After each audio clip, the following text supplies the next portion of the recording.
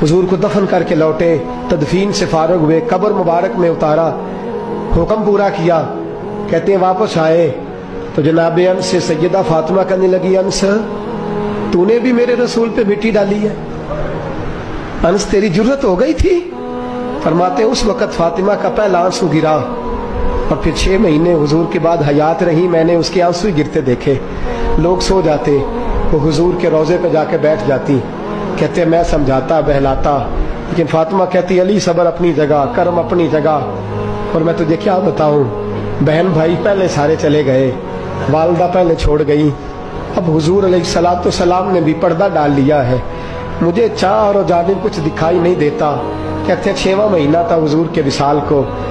एक दिन मुस्कुराती हुई फातिमा घर आई रोजे से रात को बच्चों के साथ, तो शेर खुदा कहने लगे, मैंने कहा फातिमा बड़े दिनों के बाद मुस्कुराते देखा, क्या बात है?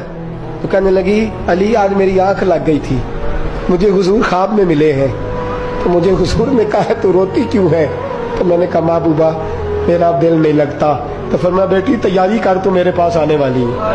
हजरत अली फरमाते बस फातिमा बीमार हुई, चंद दिन गुजरे तो मुझे बुलाया, तो कहने लगे अली वक्त जाने का आ गया है, ये अली के घर की है इज्जत अली से सुनते, नबी के घर की है इज्जत नबी से सुनते, वो जिसने मुअज़्ज़ज़ किया घराने को, हुसैन पाल के जिसने दिया जमाने को, जाने का वक्त आ गया है अली।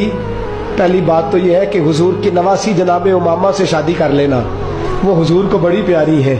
और दूसरी बात यह है कि मेरे हसन हुसैन इनका खास ख्याल रखना।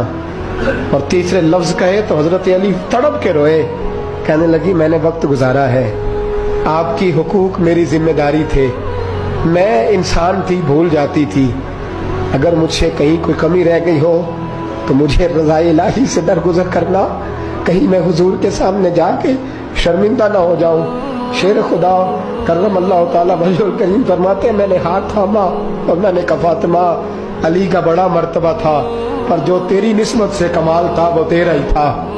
तू कैसी बात करती है, तूने तो हद कर दी, शहजादी हो के मेरे घर में खादिमों की तरह रही।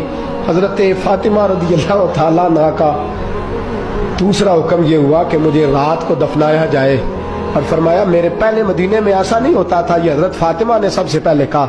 फरमाया मेरी चारपाई के साथ लगा के ना शाखें, चारपाई के साथ तो ऊपर ला के उन्हें ऊपर से बांध देना और उन शाखों के ऊपर एक कपड़ा डालना, मेरे कफन पर भी किसी की नजर न पड़ जाए।